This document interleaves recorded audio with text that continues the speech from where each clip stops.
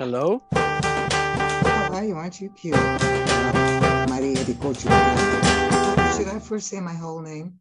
Sylvia Ann Soares. And I'm a member of the Screen Actors Guild, American Federation of Television and Radio Artists, Actors Equity Association, and a member of this wonderful community of Providence. How do you define community? What is community to you? Community is my extended family. Community is a family of souls whose destinies of evolution have placed them in close proximity.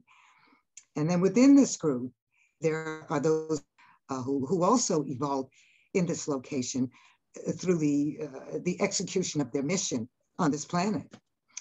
And these artists evolve through interaction with each other and in various ways, and with the larger community.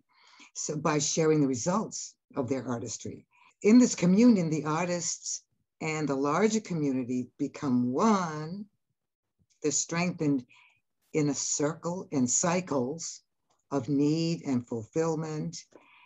And this includes artistry of all genres, visual, auditory, tactile. Community is my extended family. What do you wish you had both in the past and you have in the present as an artist working in Providence? Well, it would be great if there was more federal aid to give opportunity to more artists. But I've been fortunate. Brown gave me a scholarship and a BA in theater in 1995. At 54 years old, I was. And by the way, I'll be 80 in November. So, yay! I've had a lot. Rich has funded my research to give numerous illustrator talks on local Cape Verdean history at the Providence Library, John Nicholas Brown Center, the Cape Verdean Museum, Cape Verdean Progressive Center. I was invited by the Rhode Island Black Heritage Society to perform a reading of a diary of Nancy Elizabeth Prophet, who was African-American Narragansett Pequot sculptor. She was the first woman of color to graduate from RISD in 1918. And so Rhode Island Council for the Humanities supported my research on that to become Nancy Elizabeth Prophet in living history. And, I've done various versions of her solo. RISD Museum a few times, Rhode Island Historical Society, Newport Museum, what else? AS 220 a few times. I've been given a lot. And there's more to do, and I'll keep going until I stop, But I would love to do another play at Trinity. Also, over the years, I've performed mostly at Rights and Reason because I really enjoy working for them. They're very diverse. It's not only about African American tradition and African in the diaspora, Africa in the diaspora. They've done plays have involved Latinx, Native Americans, Jews in Russia, US takeover of Hawaii, police profiling, play on the Amistad.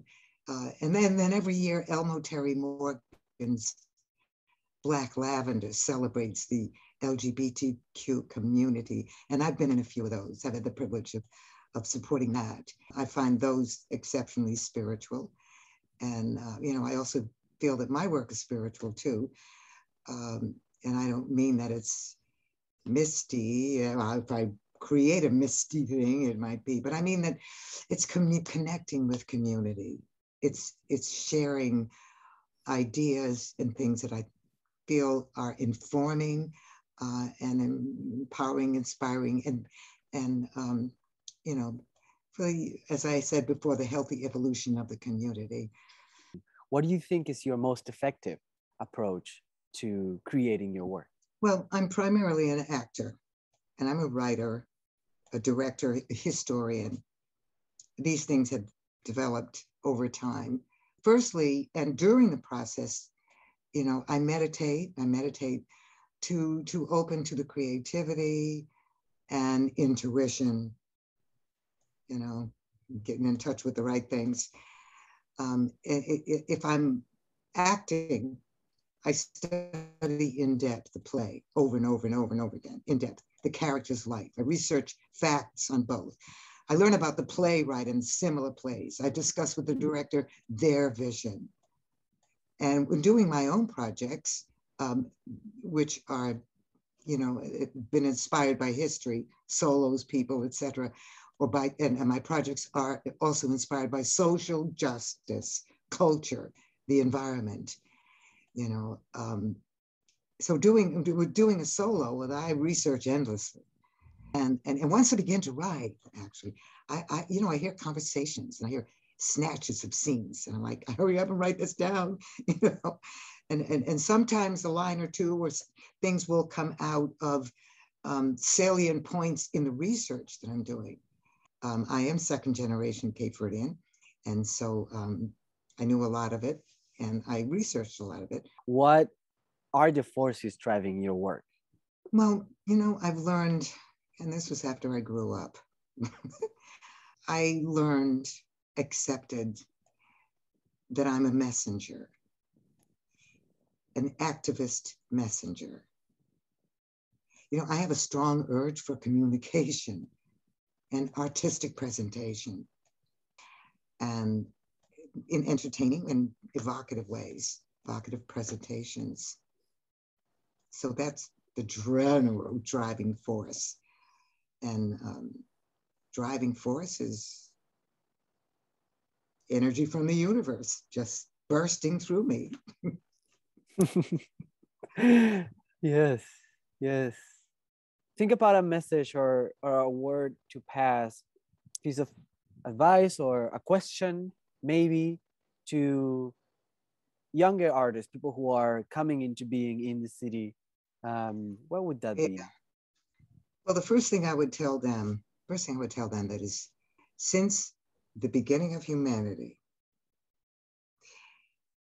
there has never been, and there never will be, another soul or another human exactly like you. You've inherited qualities from your parents, but you are a unique combination. There's only one like you. You see how beautiful you are? Significantly beautiful.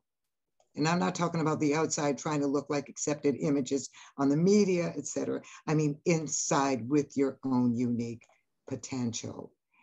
If you're rich and famous is your destiny, then you'll get there, But if not, what it is that you came to this planet to do is exceptionally significant. And that will bring you personal success and happiness. Learn as much as you can. Ask so many questions. Get many different viewpoints. Look it up.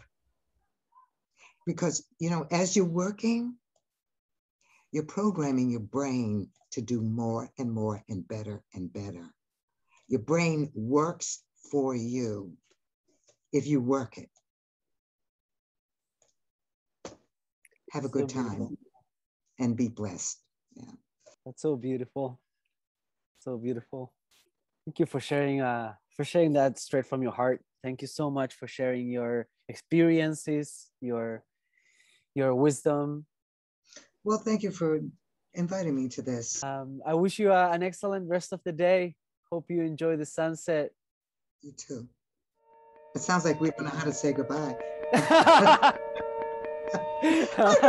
I know, right?